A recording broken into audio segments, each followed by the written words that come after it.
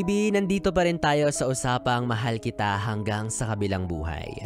Isa sa mga yugto ng buhay na hindi natin pwedeng takasan o takbuhan. Kahit na alam mo na darating ka sa punto na mawawalan ka ng mahal sa buhay, never mo yun mapaghahandaan. You will never be emotionally ready to face that point in your life. Dahil dyan, basahin natin ang ilan sa mga mensahe ng ating mga bibi na nagbahagi ng kanilang experience sa aking Facebook page, DJ Biboy Bibo. Sabi ni Angeli Reyes, matagal na akong walang magulang. Namatay sila noong teenager ako. Grabe pala yung sakit na para kang tinusok ng 100 espada sa puso. Ngayon natupad ko na yung mga pangarap ko. Ang dami kong sana proud sila. Sana inabutan nila, kaso wala na talagang magagawa. Alam mo, ito yung isa sa mga masakit na katotohanan na syempre kapag nangangarap ang isang tao, hindi yan nangangarap ng para sa sarili niya lang. Nangangarap yan para sa mga taong mahal niya. Na balang araw giginhawa yung buhay niya at kasabay nun yung maiangat niya sa hirap yung pamilya niya. O hindi naman kaya yung mga pangarap na gusto niya kasama niyang isi-celebrate kasama ng mga taong mahal niya. But suddenly may mga pangarap kasi na hindi na inaabutan ng mga mahal natin sa buhay. And that's very sad. Although ganun pa man, sabi nga nila nakikita naman tayo ng taong yun mula sa langit at syempre proud sila para sa atin. Although para sa'yo na iniwan, malungkot mang isipin, but you still have to celebrate that joyous moment in your life, that success. Kasi for sure naman, kahit wala na yung tao na yan, kasama pa rin siya sa mga pangarap mo . Diba? Hindi naman titigil yung pagmamahal mo sa kanya, hindi naman titigil yung pangangarap mo. So life must go on. Sabi naman ni Carmen de los Santos, "Hi DJ B-Boy, nalungkot naman ako sa kwento. Naaalala ko yung asawa ko na sumalangit na noong 2017 dahil sa aksidente sa motor. May 2 maliliit na anak kami noon at hindi ko alam ang gagawin at uunahin ko. Pero awa ng Diyos, nakaraos. Tuloy ang buhay." Alam mo, sa mga panahon na hindi mo na alam kung ano yung gagawin mo, pwede ka namang humiling humingi ng tulong sa kanila. Manalangin, nagabayan kayo, tulungan kayong makasurvive, makamove on, or harapin ang buhay nang wala na sila. Kasi diba sabi nga nila, sila yung mas malapit na sa Diyos. So baka posible na matulungan kayong makamove on. And don't worry kasi alam nyo, hindi kayo papabayaan ng Lord. He will surely send angels to help you out, to give you strength, to give you other reasons to proceed and continue life. So kapit lang. Sabi naman ni Jonas Claro, hindi talaga madaling mawala ng mahal sa buhay, lalo na kapag nasanay kang nasa tabi mo siya palagi. Pero ganun talaga. Darating yung araw na magkakahiwa-hiwalay tayo at doon sa taas muling magsasama-sama. Correct. Alam mo, hindi ka naman titigil sa pagmamahal . Diba? Hindi naman ibig sabihin na nawala na yung taong mahal na mahal mo, hindi ka na magmamahal ulit kagaya nun. Kagaya ng pagmamahal na ibinigay mo sa kanya. Kasi yung pagmamahal na yun, hindi mo mawawalain sa taong na mayapa na, for sure. At yung pagmamahal na yun, pwede mong i-share sa iba. Pwede mong i-share sa mga taong kasama mong naiwan. At yung pagmamahal na yun, gamitin niyo yun to strengthen each other, to move forward.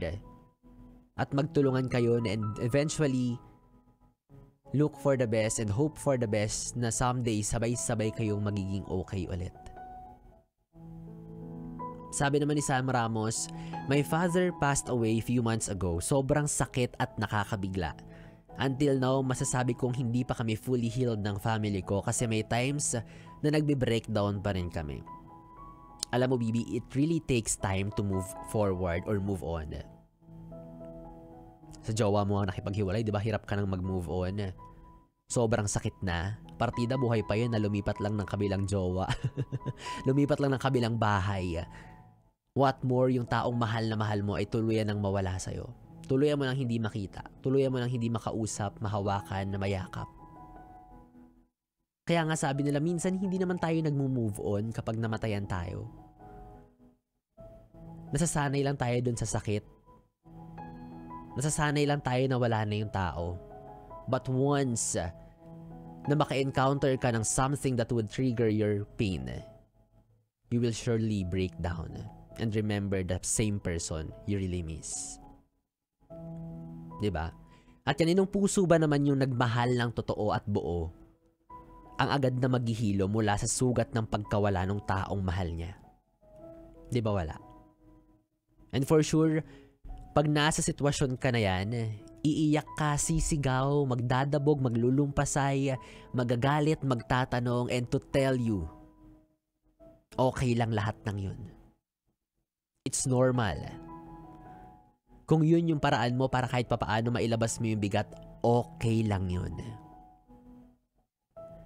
Alam mo, Bibi, wala akong ibang masabing salita o masabing tama or magandang salita para ipadama sa'yo yung comfort na dapat na maramdaman mo.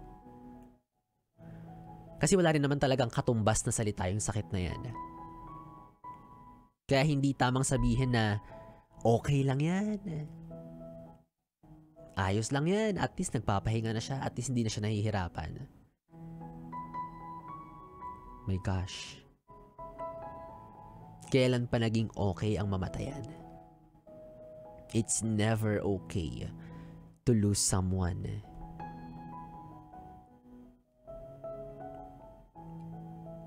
Alam ko that you are trying to move on. Trying to escape the reality. But please, I'm begging you, continue searching for the path towards healing. Hindi madali, hindi mabibilang sa ilang araw, linggo, buwan o taon.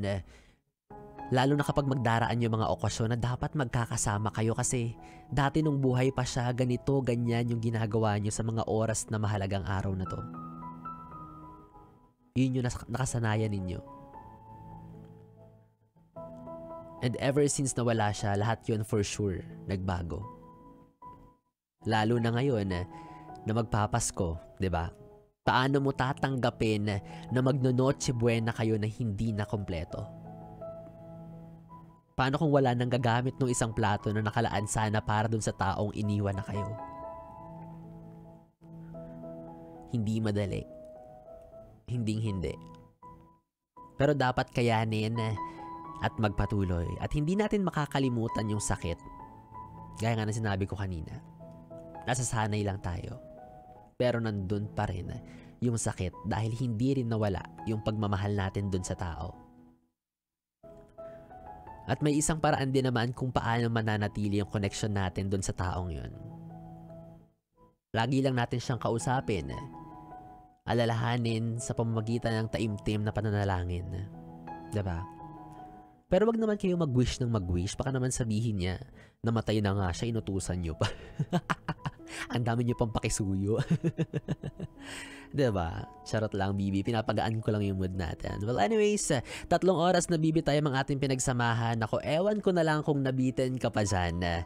Pero pwede pa rin naman nating ituloy ang kwentuhan, kulitan at lambingan sa aking social media platforms. Facebook, Instagram, TikTok, DJ B-Boy Bibo. DJ B-I-B-O-Y B-I-B-O. Iyong nakatabi mula alas 9 hanggang alas 12 ng gabi para pa rin po sa ating BB Time. Ako pa rin to ang Bibi mo sa radyo, DJ B-Boy Bibo. Para sa ating susunod na awitin, para sa iyo na never siyang kinalimutan at lagi siyang inaalala. Here's Naaalala Ka, covered by Mark Carpio. Hatid sa atin ng istasyong nakaka-young, nakaka-fresh. Ang 101.1, yes, the best. Good night, Bibi!